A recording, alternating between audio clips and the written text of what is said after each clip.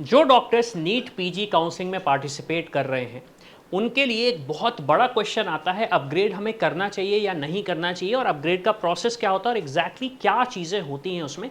तो इस वीडियो में मैं डिटेल में डिस्कशन करने वाला हूं अपग्रेडेशन का, क्योंकि जो यूजी में अपग्रेड होता है पीजी में अपग्रेड थोड़ा सा डिफरेंट होता है और इसमें कुछ टर्म्स एंड कंडीशन एडिशनल होती हैं, जिसकी वजह से काफ़ी सारे डॉक्टर्स अपनी जो ड्रीम ब्रांच है वहाँ पे नहीं जा पाते। तो वो हम डिस्कस करने वाले हैं एग्जैक्टली होता क्या है। अब देखिए, अपग्रेडेशन का मतलब आपको पता है। मुझे मान लीजिए कॉलेज ए अलॉट हुआ है, मैं इसमें सेटिस्फाइड नहीं हूं, तो मैं काउंसलिंग अथॉरिटी को बोलता हूं कि मैं नेक्स्ट राउंड में भी पार्टिसिपेट करूंगा और मुझे अगर बेटर कॉलेज मिल जाता है तो मैं ये वाली सीट लीव कर दूंगा।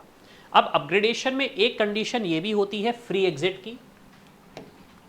फ्री एग्जिट का मतलब ये है कि अगर आपने राउंड 1 में जो सीट अलॉट हुई है उससे सेटिस्फाइड नहीं हो और आप रिपोर्ट नहीं करते हो तो हम आपका सिक्योरिटी अमाउंट रिफंड कर देंगे, जिसकी वजह से आप अगर राउंड 2 में जाना चाहते हैं तो आप जा सकते हैं ईजिली, आपको कोई इशू नहीं होगा। और जब फ्री एग्जिट नहीं है तो आपकी जो सिक्योरिटी अमाउंट है वो रिफंड नहीं होती अगर आपने रिपोर्ट नहीं किया। अब कौन एलिजिबल होता है अपग्रेडेशन के लिए? जिन स्टूडेंट्स को राउंड 1 या राउंड 2 में कॉलेज अलॉट हुआ है, क्योंकि जिसे कॉलेज अलॉट नहीं हुआ वो अपग्रेड नहीं कर पाता, वो सीधे सीधे पार्टिसिपेट करता है नेक्स्ट राउंड की काउंसलिंग में। अब if a candidate has accepted a seat but wishes to upgrade to a better or higher preference seat, they must participate in the next round.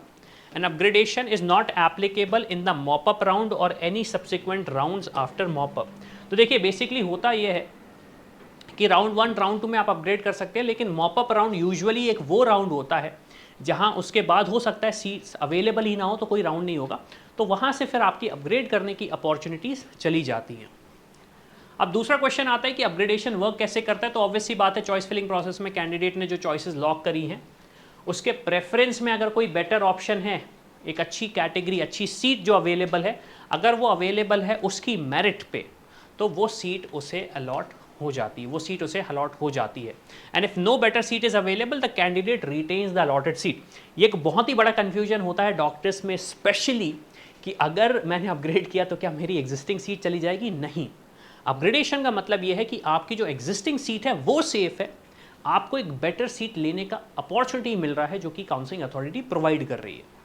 अब की पॉइंट हमें क्या देखने हैं? Seat acceptance. When a candidate is upgraded to a higher preference, their previously जो seat पहले जो choose करी थी वो आपकी ऑटोमेटिकली वेकेंट हो जाती है। अब यहाँ पे काफ़ी सारे डॉक्टर्स कंफ्यूज हो जाते हैं कि मुझे तो जो पहली सीट मिली थी वो बेटर थी, अब इसके बाद दूसरी जो सीट मिली है वो उससे बेटर नहीं है। तो इसमें गलती सिर्फ ये है कि हमने चॉइस फिलिंग ही ऐसी करी है जिसकी वजह से हमें एक ऐसी सीट मिली जिसे हम चाह नहीं रहे थे। तो ये चीज़ आपको नोट करके रखना पड़ेगा। फिर दूसरा क्वेश्चन ये आता है कि डॉक्यूमेंट सबमिशन। तो ऑब्वियसली बात है, आप वहाँ पे जाते हैं, डॉक्यूमेंट सबमिट करते हैं, डॉक्यूमेंट सबमिट होते हैं, फीस आपकी एडजस्ट हो जाती है अगर आप अपग्रेड कर रहे हैं, चाहे तो न्यू कॉलेज हो या फिर एग्जिस्टिंग कॉलेज हो। और sliding process. What is sliding process? Sliding process का मतलब ये है कि मान लीजिए आपको कॉलेज ए में स्पेशलाइजेशन 2 मिली है जिससे आप सेटिस्फाइड नहीं हैं। आपने कहा कि मैं अपग्रेड करना चाहूँगा, लेकिन कॉलेज ए में ही मैं अपग्रेड करना चाहूँगा स्पेशलाइजेशन 1 में। मैं नाम इसलिए नहीं ले रहा हूँ क्योंकि नहीं तो फिर स्टूडेंट्स बोलते हैं सर ऐसा तो प्रोसेस होता ही नहीं है। तो आपने कहा मुझे 2 में नहीं जाना, 2 ब्रांच में नहीं जाना, मैं 1 ब्रांच में जाना चाहूँगा, तो फिर आप अपग्रेड कर सकते हो। ये होता है स्लाइडिंग। मतलब मैं सेम कॉलेज में ही अपग्रेड कर रहा हूँ दूसरी स्पेशलाइजेशन के लिए, दूसरी ब्रांच के लिए। तो इसका एडवांटेज ये होता है कि आप उस कॉलेज में तो हो, लेकिन हो सकता है कि आपको ऐसी ब्रांच मिली हो जिससे आप सेटिस्फाइड नहीं हो, लेकिन अब चाहते हैं कि हम अपग्रेड करें और एक बेटर ब्रांच की तरफ बढ़ें।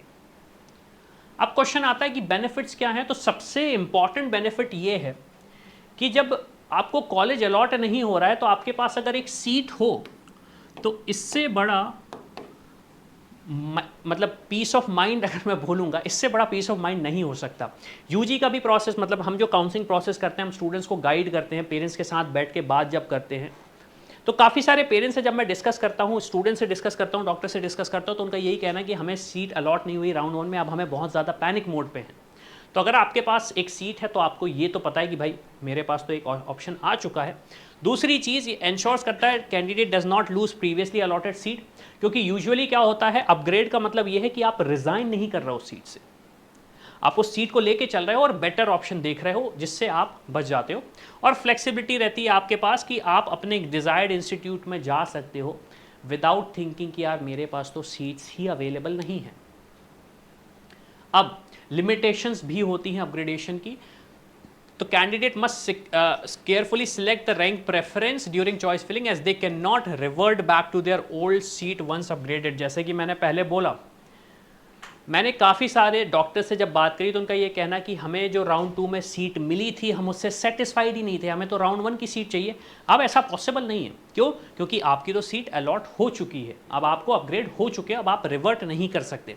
And upgradation is not possible after mop up round, meaning candidates need to finalise their choices by then. मतलब आपको मॉपअप राउंड के पहले ही फाइनल करना है, मॉपअप राउंड के बाद आप अपग्रेड का ऑप्शन यूज़ नहीं कर सकते हो और उसमें जो सीट अलॉट है वही लेनी पड़ेगी आपको।